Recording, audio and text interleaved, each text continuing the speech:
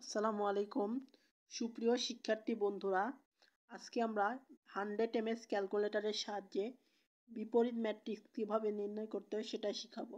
এর জন্য আমাদেরকে শুরুতে মোট একবার, দুইবার, তিনবার ক্লিক করতে হবে। তারপরে 2 নম্বরে আমাদের ম্যাট অপশান রয়েছে, তাই আমাদেরকে 2 সিলেক্ট করে দিতে হবে। তাহলে আমাদের ক্যালকুলেটরটা ম্যাট্রিক্স মোডে সিলেক্ট হয়ে গেল। এখন আমাদেরকে শিফট দেওয়ার পর 4-এ ক্লিক করতে হবে। তারপর ডাইমেনশানে ক্লিক করতে হবে। ডাইমেনশানে ক্লিক করার পর আমরা কোন ম্যাট্রিক্সটা ইনপুট দিব সেটা আমাদেরকে সিলেক্ট করতে হবে। যেহেতু আমরা এ ম্যাট্রিক্স ইনপুট দিব, তাই আমরা এ সিলেক্ট করে দেব 1।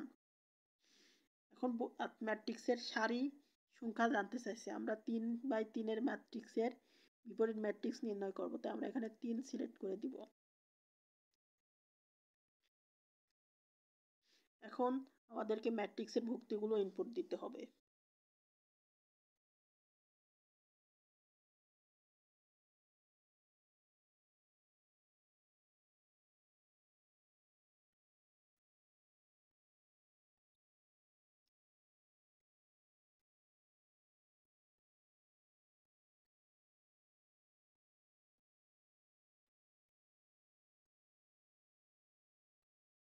আমাদের ম্যাট্রিক্স ইনপুট দেওয়া শেষ। এখন আমরা এসিতে ক্লিক করব। ক্লিক করার পর আমরা শিফট দিয়ে 4-এ ক্লিক করব। 4-এ ক্লিক করার পর 3 নম্বরে ম্যাট অপশান সিলেক্ট করব এবং যেহেতু আমরা এই ম্যাট্রিক্স ইনপুট দিয়েছি, তাই আমরা 1 সিলেক্ট করে দিব।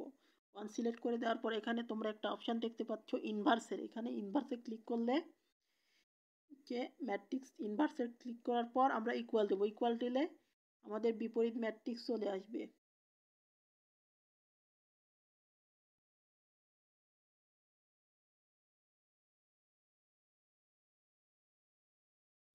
আশা করি তোমরা 100 ms ক্যালকুলেটর দিয়ে কীভাবে ম্যাট্রিক্সের বিপরীত ম্যাট্রিক্স নির্ণয় করতে হয় তা বুঝতে পেরেছ।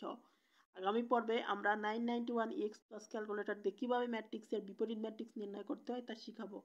সেই পর্যন্ত সকলে ভালো থাকো, সুস্থ থাকো, আমার জন্য দোয়া করো, এই কামনা শেষ করছি। আসসালামু আলাইকুম ওয়া রাহমাতুল্লাহি ওয়া বারাকাতুহু।